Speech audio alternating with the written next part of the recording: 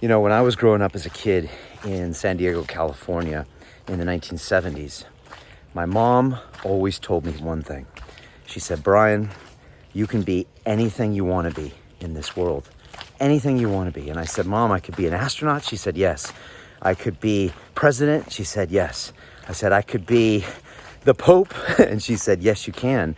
All you have to do is work hard and you can get it. And that's the way I grew up in my household and maybe in America in the 70s and 80s. And that's the way I've always raised my children. And my daughter is 16 and I've always told her, you can be anything you want. All you have to do is put in the work and you can make it happen.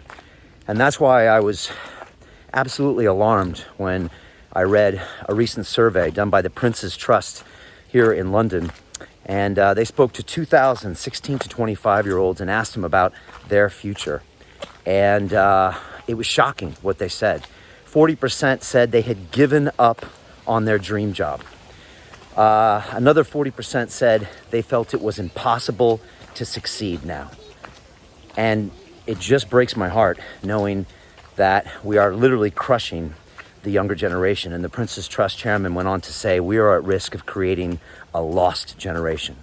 And these are the people that are going to build our future, London's future, Britain's future, the world's future. These are the people that are going to take care of us when we get old. These are the people that are going to innovate with new ideas, new technology, new ways for cooperation and peace. And we are crushing their dreams right now because of what's happening in the world right now. And I don't know about your city, but in London right now, we have three fundamental problems. We have a total lack of leadership. We have a complete disproportionate response to the virus.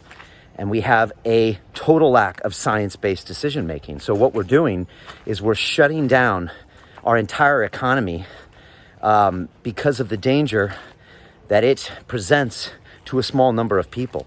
And it's important to do the safest thing possible, but it's also important not to crush the backbone of any city in any country, which it's the economy, the livelihood of its citizens, which leads to mental and physical health. Without it, there's depression, there's suicide, and there's also real long-term health implications. And yet, our leadership is ignoring that. They seem to want to use scare tactics on us. They seem to want to lock everything down whenever they can, quite frankly, to cover their butts for poor policy decision-making, or they're going to be blamed in the future when they try to get elected again so you can pay their salary so they can get elected again and continue implementing policies that have nothing to do with the real world and also are not fiscally responsible, and they never hold anybody accountable because they've never run anything in their life, not a business, not anything.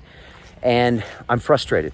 I'm frustrated because it's killing the livelihood of 98% of the economy here in London, which is our small and medium-sized businesses. But now it's killing our children. It's creating this lost generation. And what do I tell my 16-year-old when she says, I can't get a job, I'm gonna have to settle for a job lesser than what I wanted just because of the current state? Why did you do this, Dad? Why did you let this happen? And we're all going to have to answer to our children and grandchildren 20, 30 years from now. What did you do, Grandpa? What did you do, Grandma, in the great pandemic of 2020? Did you let this happen? Did you let this happen to us? And what are you going to say? Well, I'm going to say I was out there pushing, talking, trying to make some change and trying to get this government to listen by any means necessary and make these changes. The lockdown is ridiculous. The cramping of our economy is ridiculous. There's no leadership. There's no science-based decision-making, and we need a proportionate response to this virus. Take care of those in danger, but allow everyone else to get back to work, the kids to get back to school, and let's really focus on the lifeblood of who we are, and let's bring this great city of London back, which depends on the culture, the people, the critical mass of people in one space. That's how the innovation and the greatness is created. So I'm alarmed. I don't want to create this lost generation. Please leave your comments below if you're in that generation or if you're parents, and tell me what you think. Share this video if it resonates with you, and give me your feedback and your criticism, please. But this is alarming. The Prince's Trust has put this out, and we are in danger of creating a lost generation. Let's make sure it doesn't happen. Thank you.